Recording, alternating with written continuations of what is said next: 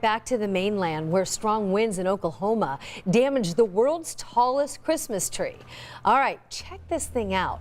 Officials in the town of Enid said that there were sustained winds topping 30 miles an hour, and they had gusts that were up to 50, and that broke off the top of the tree.